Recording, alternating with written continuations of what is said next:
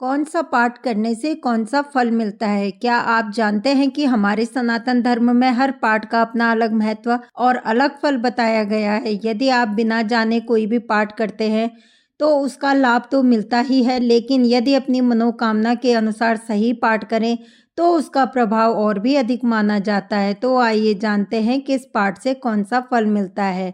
Number 1, Durga Saptashati का पाठ। यदि जीवन में आपके बार बार संकट आते हैं, शत्रु परेशान करते हैं, भय बना रहता है या नकारात्मक शक्तियों का प्रभाव महसूस होता है, तो दुर्गा सप्तशती का पाठ अत्यंत फलदायी माना गया है। इससे माता दुर्गा की कृपा प्राप्त होती है और बाधाओं का नाश होता है। नंबर 2, श्रीमद् भागवत महापुराण का पाठ। जो व्यक्ति भगवान श्री कृष्ण की कृपा, परिवार में सुख शांति, भक्ति और अंतःकरण की पवित्रता चाहता है उसके लिए श्रीमद् भागवत का पाठ श्रेष्ठ माना गया है। यह मन को शांति और जीवन को सही दिशा देता है। नंबर 3, सुंदरकांड का पाठ। यदि कार्य बार बार बिगड़ जाते हो, साहस की कमी हो या किसी कठिन समस्या से निकलना हो, तो सुंदरकांड का पाठ बहुत शुभ माना गया है। इससे भगवान हनुमान की कृपा प्राप्त होती है और रुके हुए कार्य बनने लगते हैं। रामचरितमानस का पाठ। घर में प्रेम, सुख, शांति और पारिवारिक एकता बनाए रखने के लिए रामचरितमानस का पाठ अत्यंत लाभकारी माना गया है। इससे भगवान श्री राम का आशीर्वाद प्राप्त होता है। नंबर 5, विष्णु सहस्त्रनाम का पाठ। यदि आप मानसिक शांति, स्वास्थ्य, धन धान्य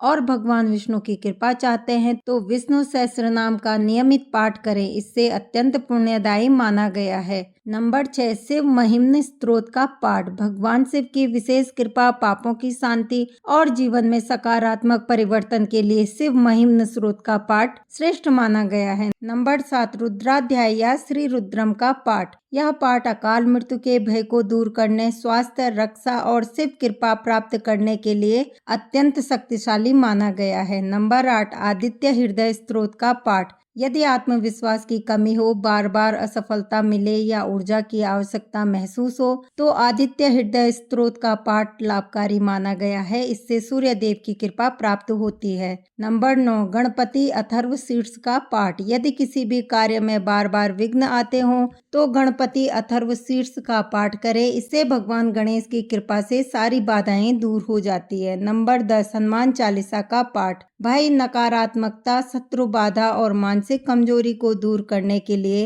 हनुमान चालीसा का नियमित पाठ अत्यंत शुभ माना जाता है। नंबर 11, श्रीमद् भागवत गीता का पाठ। यदि जीवन में निर्णय लेने में कठिनाई हो, मन अशांत रहता हो या सही मार्ग की तलाश हो तो भगवत गीता का अध्ययन और पाठ सर्वोत्तम माना गया है। इससे ज्ञान, विवेक और आत्मबल बढ़ता है। नंबर 12, नारायण कवच का पाठ। चारों ओर से रक्षा, भय से मुक्ति और ईश्वर के संरक्षण की भावना के लिए नारायण कवच का पाठ अत्यंत शुभ माना गया है। यदि आपको यह जानकारी उपयोगी लगी हो तो इसे अपने परिवार और मित्रों के साथ अवश्य साझा करें। जय माता दी, जय श्री राम, हर हर महादेव।